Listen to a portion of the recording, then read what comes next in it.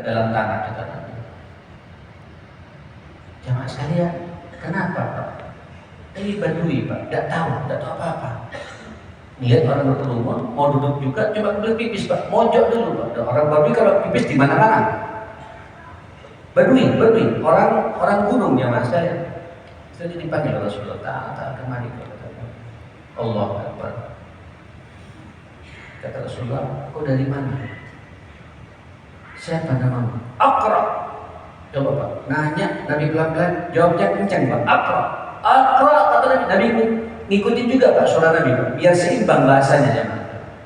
Inilah Pak bahasa komunikasi. Aqra kata Nabi. Nah, dari Bani Fulan bin Fulan, oh Badui kata Nabi. Kau tahu ini apa? Ya, enggak tahu. Lihat ngumpul-ngumpul dengan aku juga pengen duduk-duduk denganmu. Aku juga pengen mendengarkan nasihat. Ini rumahnya Allah. Ini masjid kata Nabi.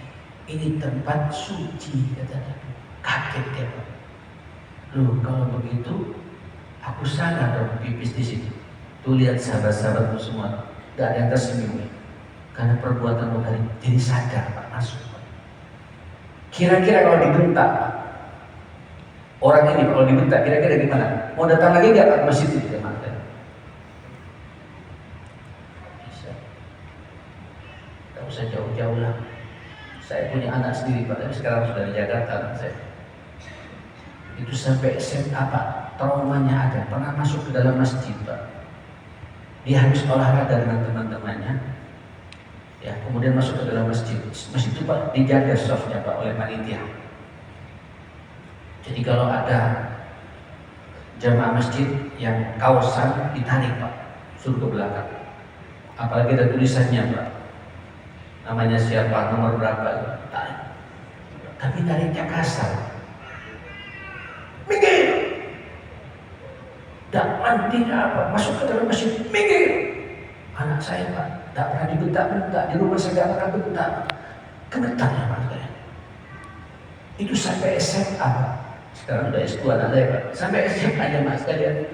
Itu tidak mau ke masjid itu. Trauma Pak, trauma. Dengan perbuatan oknum yang bentak-bentak orang anakmu dan mau ke masjid harus jadi rangkul Pak.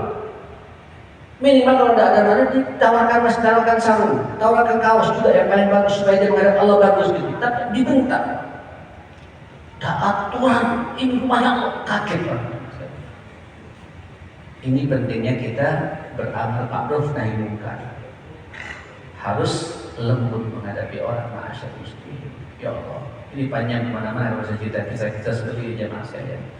Kata Nabi, inna rifqa idza kana fi syai' zan. Kelembutan itu kalau ada pada sesuatu terhiasi sesuatu itu. Tetapi kalau kelembutan itu tidak ada pada sesuatu, jadi rusak semuanya ma'asyar muslim.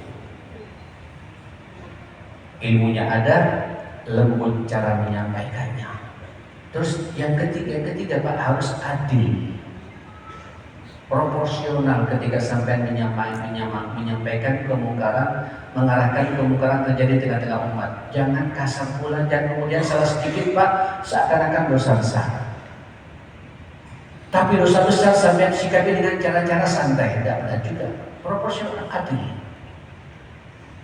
Ya. Salahnya sedikit Pak, ya sesuaikan dengan salahnya. Sampai dekati, arahkan dia. Atau mungkin juga Pak, kadang-kadang kita beramal ma'ruf nahi munkar kepada orang tertentu kita bisa lembut pada orang, tapi orang-orang tertentu tidak bisa lembut Pak. Padahal dengan materi yang sama. Musibah ini Pak. Ini namanya milih-milih orang. Hati-hati ya Mas, sering terjadi Pak. Gak usah jauh-jauh lah Bapak Ibu ya, di rumah aja Pak. Ibu kalau punya anak, macam saya punya 4 anak, memang masing-masing anak ini Pak karakternya beda-beda. Masing-masing anak ini karakternya beda-beda Pak. Ada yang menyenangkan, ada yang menyejukkan, tapi ada yang ganyang terus. Tapi kadang-kadang yang dari ini Pak sampai masuk di hati Pak, salah dibiarkan sama sampean Pak. Tapi kalau yang satu salah, sampai langsung eksekusi, itu namanya tidak adil Pak. Itu akan terekam pada anak Pak. Kenapa saya begini? Kok fulan tidak dibegitukan? Kalau saya kok dibeginikan? Ada apa ini? Kenapa Bapak? Kenapa umiku begini? Akhirnya Pak kontraproduktif, amar ma'ruf nahi munkar ini masyarakat muslimin.